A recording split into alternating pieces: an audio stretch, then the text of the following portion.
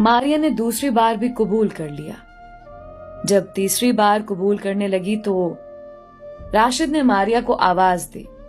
मारिया ने राशिद की जानिब देखा। राशिद मुस्कुराकर बोला, ओए हिटलर, उदासी छोड़ और बोल, क्या राशिद की बीवी बनोगी? सब राशिद की जानिब देख रहे थे। अब्बू कुछ कहने लगे। राशिद ने मुस्कुराकर कहा, अब्बू आज नहीं, पहली बार आपका बेटा कोई अच्छा काम कर रहा है। बहुत मुश्किल से हिम्मत आई है।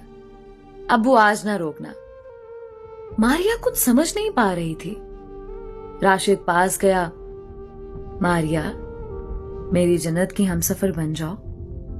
मैं तुमको अल्लाह को गवाह बनाकर सबके सामने कबूल करता हूं। मारिया रोने लगी। राशिद ने सीने से लगा लिया। लड़के की मां बोली, मुझे तो पहले ही ये बद किरदार लगती थी। मारिया ने राशिद की जानिब देखा। लड़के की मां को धक्का दिया। जा जा, अपने बेटे को देख, उसका मुंह ऐसा है जैसे कुल्फी होती है, बंदर कहीं का।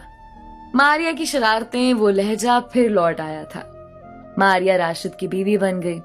बहुत खुश थी, बहुत खुश। राशिद ने अच्छे वक्त पे अच्छा फैसला किया और मारिया की जिंदगी फना होने से बचा ली। राशिद ने शहजादा बनकर मारिया की जिंदगी को खुशियों से भर दिया।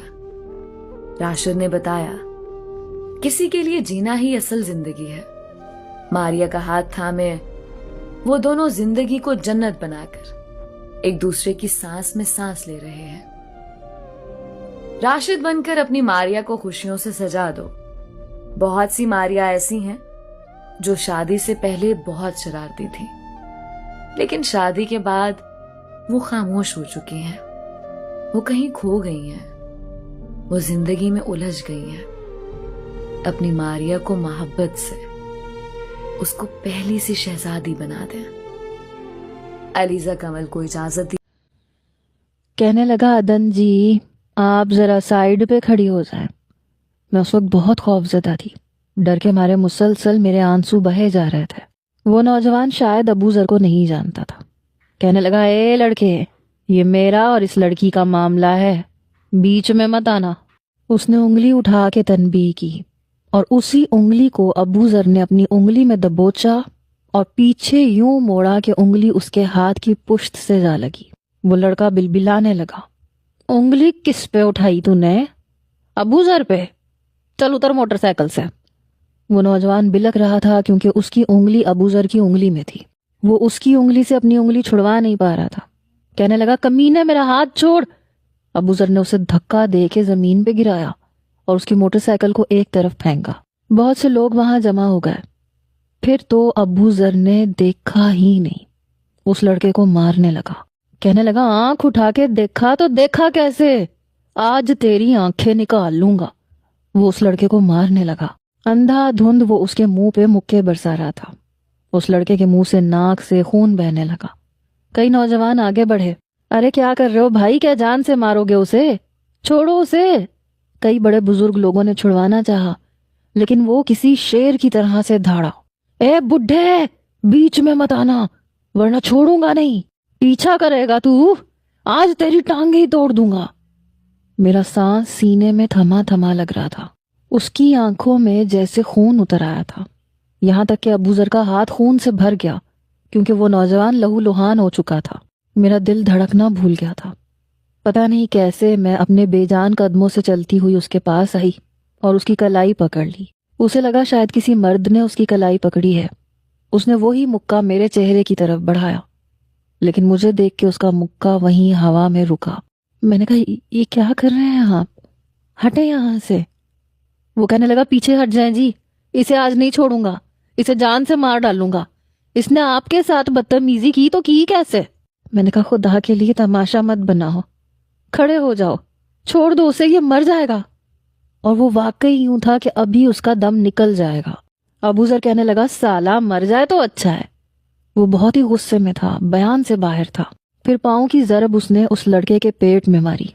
आइंदा तुझे किसी लड़की को छेड़ते हुए देखा ना तो तेरे छेड़ने के काबिल तुझे नहीं छोड़ूंगा। ये कह के वो पीछे हटा। تو میں نے اس کی کلائی چھوڑ دی۔ کئی لوگ ہم دونوں کو دیکھ رہے تھے۔ وہ چلایا، کیا شکل دیکھ رہے ہو تم لوگ؟ ارے یہاں پہ جب وہ کمینہ اس لڑکی کو چھیڑا تھا تو کوئی مرد کا بچہ آگے نہیں آیا، اور میں نے اسے مزہ چکھانا چاہا تو مجھے روکنے کے لیے آ گئے۔ چلو دباؤ یہاں سے، یہاں کوئی تماشا نہیں لگا ہوا ادھر جو تم لوگ کھڑے ہو کے وہ تماشا دیکھو۔ سب لوگ ادھر ادھر اپنی اپنی راہ پہ چل پڑے۔ سڑک خالی ہو چکی تھی۔ اپنے بازو کی آستین سے وہ اپنا پسینہ صاف کر رہا تھا۔ کمینہ آج مر جاتا میرے ہاتھوں سے۔ اس کا سانس بری طرح سے پھولا ہوا تھا۔ وہ نوجوان بھی اس قابل نہیں تھا کہ خود اٹھتا۔ دو نوجوان اسے اٹھا کر لے کر گئے، سیدھا ہسپتال ہی لے کر گئے ہوں گے۔ میں نے کہا میں نے آپ سے اس لیے تو مدد نہیں مانگی تھی کہ آپ اسے جان سے ہی مار دیں۔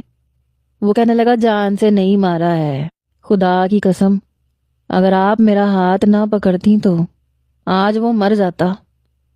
ابھی بھی میری آنکھوں سے آنسو بہہ رہے تھے۔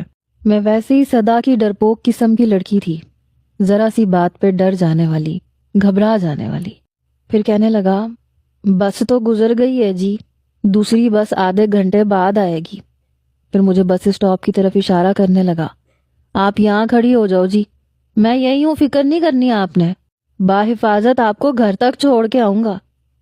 اس وقت میں کچھ نہیں بولی کیونکہ میں مجبور تھی، لیکن اپنے آپ پہ بہت غصہ آیا تھا کہ کیا تھا کہ میں اس لڑکے کو چار باتیں سنا دیتی یا شور مچا دیتی۔ لوگ اکٹھے ہوتے تو وہ خود ہی چلا جاتا، نہ خود اتنی مار کھاتا اور نہ مجھے اس بدماش سے مدد مانگنی پڑتی۔ وہ تو جیسے میرا حقدار ہو چکا تھا۔ اس کے بعد وہ میرے پیچھے کسی سائے کی طرح رہنے لگا اور میں پریشان ہو کے رہ گئی۔